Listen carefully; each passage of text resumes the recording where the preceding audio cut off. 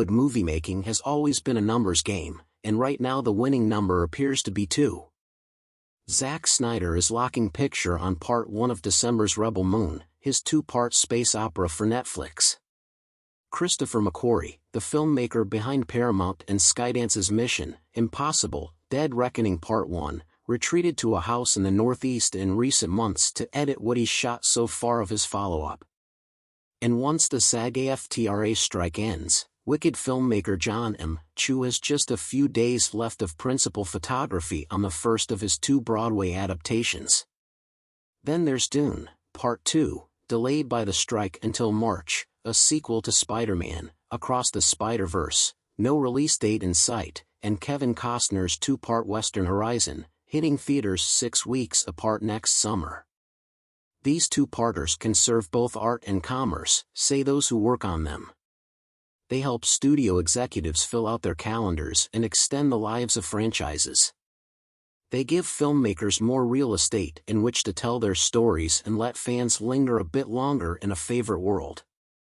But in recent weeks, some of the creative risks of such movies have come to the forefront.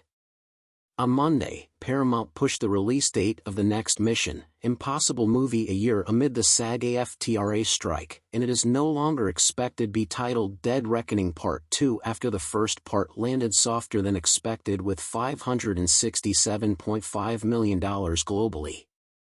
A week earlier, Francis Lawrence, the director of the 2-part Hunger Games, Mockingjay movies released in the mid-2010s, publicly expressed regret over splitting the Suzanne Collins book in 2, acknowledging it was frustrating for audiences. And Divergent author Veronica Roth, whose book Allegiant was never fully adapted after Part 1 of a 2-parter, wondered if a split even made sense for her novel. Breaking things in 2 was all the rage at the time. That was why that decision was made, said Roth, who said she was at peace with it all. Indeed, plans for the 2-part Divergent finale came amid the first wave of 2-parters.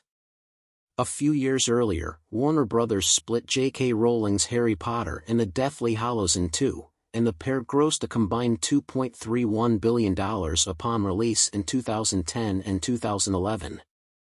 Next, Summit shot its Twilight Saga, Breaking Dawn films concurrently, and ended 2011's Part 1 on the cliffhanger of Bella, Kristen Stewart, opening her eyes after becoming a vampire. There was so much going on.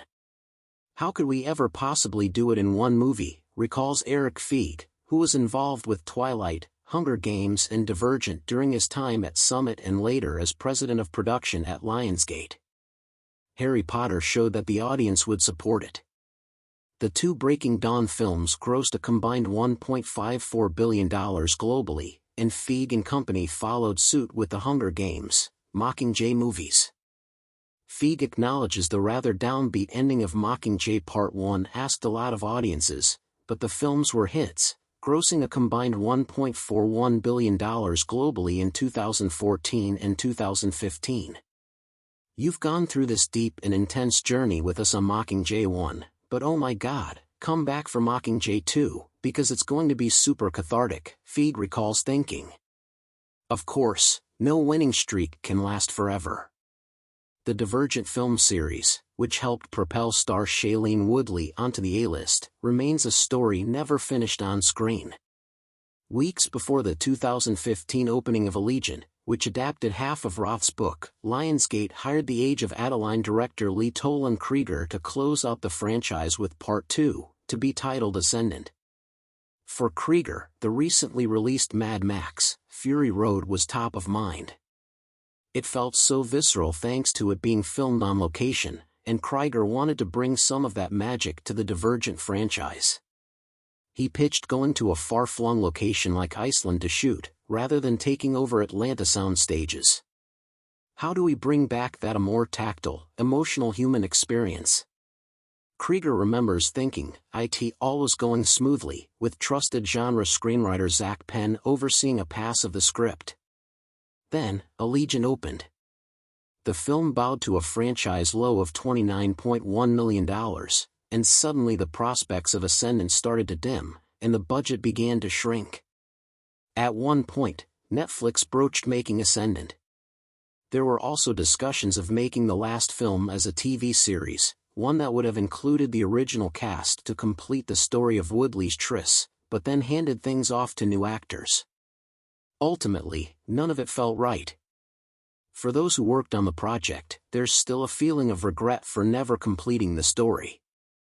Feig says in hindsight it would have made a satisfying, single film, but acknowledges the pressure to build out a slate helped tip the scales in favor of a two-parter.